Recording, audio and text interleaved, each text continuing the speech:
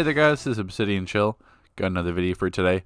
Now I wanted to do this as a brief intro to the video just before I get started, so I'm talking about this at the beginning of the video so you can kind of follow along with what I'm talking about, and then I'll still be doing a commentary over the video itself. So what this raid is, or what you're looking at right now, is a DCO log analyzer. Is only available to PC players. You might have seen this in some of my videos before. Any PC player has access to this. You just need to find your game log and then upload the actual section of it in your log. I've talked about this before, but essentially this is the breakdown of the following raid you're going to see.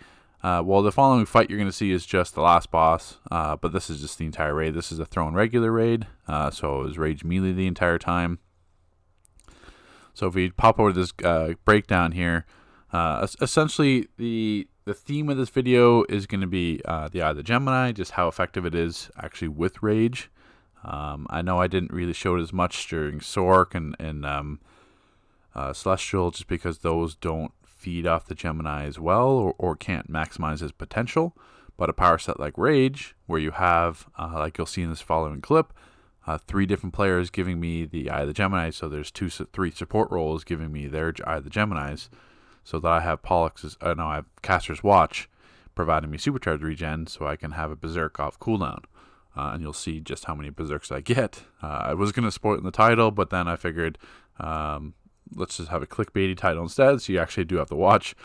Pay attention to the bottom left-hand corner. You're going to see my little Berserk counter, just so you can follow along to see how many Berserks I actually get just in the final fight of Throne Regular. So going into it here, obviously, you see Berserk accounts for 37.1% of my total damage. So out of all the damage I do with Rage for an entire raid, the Berserk accounted for 11 million, almost 12 million damage just from a Supercharge. So you're not going to find that too often with other power sets where you're using a Supercharge so often and it's hitting so hard that you can account for 12 million damage just from a Supercharge in a normal raid. Gets up to 70k hits there. This is just a breakdown of everything else. So Outrage, the extra measure of Outrage, Lacerate. So Gemini's Vision itself, where did it go down to here? So out of the total damage I had, it accounted for about 2.5 million of it. The average damage from one Gemini tick was 14k, and it maxed out at 69k pretty much. And the overall, about almost 8% of my damage for an entire raid was just Gemini's Vision, or using the Eye of the Gemini. So if we jump over to partial summaries, so this is Rage. This is not so much speaking to Eye of the Gemini, but just speaking to Rage itself. A lot of people are saying, well, your parsers maybe look like that rotation on the sparring targets, but not necessarily in a raid. Well, my average DPS for the entire raid, this is over the entire raid, was 43.5k DPS. So yeah, there's going to be times where you dip lower, obviously depending on how many ads you're hitting, but all these with a Berserk, 118k, 102k, 98, 90, 88, 87, 81, 76, 75, 74. Plenty of parsers, keeping your average DPS that high for an entire raid length. So you'll see there. So basically, I had 33 million damage total. 12 million that was Berserk, and the 2.5 of that was Gemini Vision. So it's essentially, if you want to put it together, you've got almost 15 million really damage just from a Supercharge, because you got to add Gemini's Vision damage plus Berserk damage because you're getting that at the same time. So it just goes to speak to how powerful the Supercharge regen is on Eye of the Gemini when you have support players giving it, and just how it synergizes with Rage better than pretty much any other power set in the game. So enjoy the clip, guys. So I'll keep talking there. Okay, so we pick it up at the end of Throne. Just pay attention to scoreboard damage of 16 million there. I'm just showing Throne Reg at the last boss, just because it was pointless to show the entire raid, because this is based off just Gemini usage here. In terms of damage potential, obviously it would have been better to use this in Crown. It just happened to be in this pug that we had 3 support players using the Gemini. We had both healers and the tank used it in this run, just in normal pug run, just with a couple league mates using it as well because they saw the third person was. So it was more like, what the hell? Let's see how many berserks I can get. And you'll see, if you pay attention to the bottom left-hand corner of the screen, you're going to see a little berserk counter, just so you can kind of highlight again just how many berserks I'm getting in this fight. In terms of the only rotation change from my Rage guide, if you're just coming from that, normally I would run Robot Sidekick in this situation, but Robot Sidekick just overly is really weak in Throne. The CB kills at any time from the Spit or from this charge. Margor's explosion sometimes kills it too, so it's just really annoying to keep summoning it, especially in a fight with a lot of ads, especially in Crown. Like, you just don't want to resummon Sidekick because it's a damage loss waiting to resummon it, and soda clipping it doesn't always work all the case. So that's why I'm running E-Chain here, just for a little bit extra single target damage on Wrath, and that's it. So essentially what I wanted to talk about in this video is, I've talked about it before, but this is just a further video highlighting the synergy of Eye of the Gemini usage from Caster's Watch, which is the green circles. Pollux's Gaze is the DPS side, Caster's Watch is the support side, and just the synergy with that when you have a power set that has a great supercharge with a small short cooldown that you can earn consistently. So you'll see throughout this fight how many berserks I'm actually getting, and I'm pretty much hitting it off cooldown each time. It's making Berserk seem like it's a 25% supercharge, where in fact it is a 50%. It's a 5,000 supercharge. Yes, as you're coming from my Rage guide as well, or just in my channel in general, my rotation with Rage is designed around earning Berserks as much as possible. So I've got the extended supercharge in the test. I've got Berserk 3 in the Headmon. I've got Strap the Soul Cloak.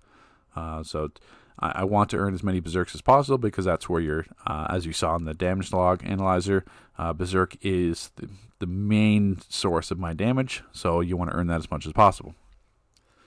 Now, Eye of the Gemini itself, from a DPS perspective, is balanced, because the DPS still have to, even though you have a great supercharge doing a lot of damage with Gemini's vision, you still have to earn the supercharge yourself. So you still have to set your rotation up to with your supercharge generator.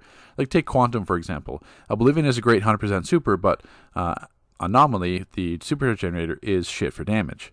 So you end up using that same thing even with Water with Drown. Like, Drown doesn't hit that hard, but you need to use it because Call of the Deep is so good. In Quantum's case, you can't always use Anomaly because you've got other powers that are great, and then by the time you earn that supercharge, it could be a damage loss because you're using a rotation that is not parsing as great, just because to try to make up for that supercharge. And then say what this Eye of the Gemini meta does is it puts way too much emphasis on power sets that have great supers. So take a look at Gadgets, for example. Gadgets is a great power set, but its supercharges are kind of lackluster in the comparison of all the others. So Bunker Buster is not that great for 100%. Asphyxiation Gash is not that good for 50. But Gadgets itself is a great power. So the way they have to adapt, and you have got to put your supercharges on Stealth. So that further complicates things. So in Stealth, you have Gadgets DPS using two. They have Bunker Buster and Speed Drain.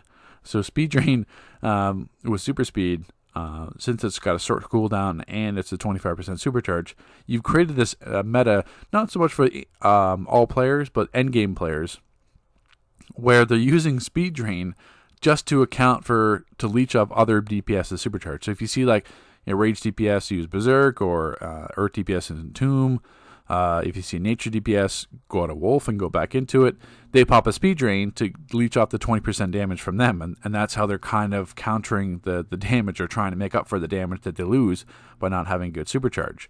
This is what it's resorted to. You've got DPS running Speed Drain, which is only like 80k damage, but it's the effect of having Speed Drain and the 20% damage. So if you're, say Munitions is another good example. So Munitions, Big Gun, it's not good enough to use as a 100% super. If it always critted, it would, but if you get a bad crit from Big Gun, you've completely wasted it. And Mounted Turret is not that good for 50 in comparison. So you've got Munitions DPS running Speed Drain, just so they can always account for like an Earth or Rage or Nature or Electric, their damage. So they get the 20% bonus from them and can always keep using it. Same thing with Atomic. Atomic itself, unless you've got a whole group spamming Eye of the Gemini, like in this case, where you could use 100% supers like Radiation Burn, but these groups kind of far and few between, at least in pug runs. Like in league run, yeah, you might find some people spamming this Gemini uses for you. And essentially this is what the game could turn into. The more people get 160 artifacts, especially the Eye of the Gemini, which is not unrealistic considering how many sales we've had, how many artifacts are given out, the booster bundle packs, some glitches we've had, revolving artifact XP. Not the first one because that's not a glitch, but everything else after that. You've got 160 artifacts, not necessarily hard to get in the grand scheme of things. So the more groups, more support, especially say when the new DLC comes out. Like normally you wouldn't run 2 healers in a tank and a pug because it's not needed. It's just that this is a pug group. So it's what the heck? It took 12 minutes to get here even with 2 healers, so it's not like it really mattered in terms of pace. But when the new DLC comes out, you're going to have those extra support roles. You're going to have maybe 2 tanks. You're going to have probably 2 healers when it starts to come out. So then you've got 3-4 casters' watches. So you got all these groups are going to have the full healer supercharge, full troll supercharges. The DPS are always going to have their supercharges. How do you balance content around that? How do you balance like new content around that, around an artifact? You can't, because you got the whole argument where you can't balance it around an artifact because not everyone's going to have it. But the problem is the people that do have it, it just gets infinitely easier.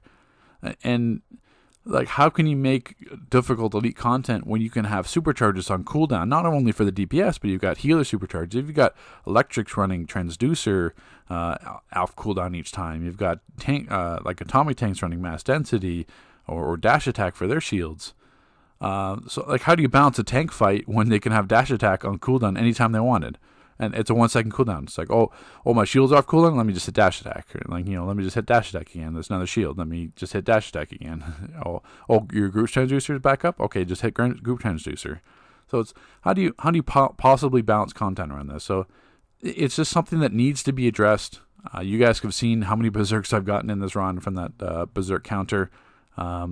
It's just the Gemini's vision. The issue with Gemini's vision is that it needs to be toned down on the support side. The supercharge has to be taken away from the support side. Then it starts to bring back into what it was before.